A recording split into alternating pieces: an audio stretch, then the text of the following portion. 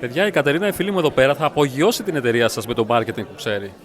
Σαν να είμαι 5 χρονών, Κατερίνα, τι ακριβώς κάνει η εταιρεία σου? Καταρχάς, δεν θα έδινα ποτέ αυτό το promise ή ότι θα σε κάνουμε viral, γιατί άμα το κάνεις αυτό το πράγμα, είσαι βάλε ένα μπίπ εδώ. Λοιπόν, αυτό που είπα δηλαδή και στην ομιλία είναι ότι authenticity is strategy for breakfast. Δηλαδή, δεν μπορείς να βγάλεις μια στρατηγική χωρίς να έχεις δουλέψει με το brand, να ξέρεις πώς λειτουργούν οι κινήσεις μέσα, τι resources μπορούμε να αξιοποιήσουμε, εάν είναι αυτό εφικτό, γιατί αλλάζει και πάρα πολύ γρήγορα μια επιχείρηση. Οπότε πρώτα ξεκινάμε να μάθουμε τον πελάτη, δεν βγάζουμε στρατηγική, δεν πουλάμε στρατηγική και μετά, αφού τους γνωρίσουμε, κάνουμε τα πακετάκια μας.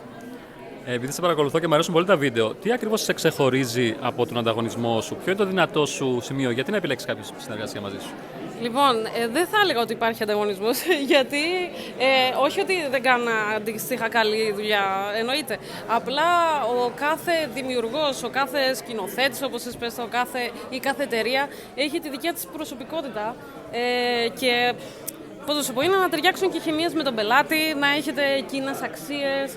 Δηλαδή, δύσκολα μπορείς να πεις ότι θα μπορούσε ο ίδιος πελάτης να πάει και σε μένα και σε έναν άλλο ανταγωνιστή, γιατί είμαστε τελείως διαφορετικές προσωπικότητες. Οπότε στο μυαλό μου είναι ότι είναι πολύ ξεκάθαρο ότι ίσα-ίσα εγώ αγαπώ και τον ανταγωνισμό. Αγαπώ τους συναδέλφους μου γι' αυτό το λόγο, γιατί κάνουμε όλοι μαζί boost το industry του βίντεο που είναι το νούμερο 1 και χρειάζεται να υπάρχουν πολλά άτομα σαν εμάς. Ευχαριστώ πολύ, Κατερίνα. Καλή συνέχεια. Να είσαι καλά.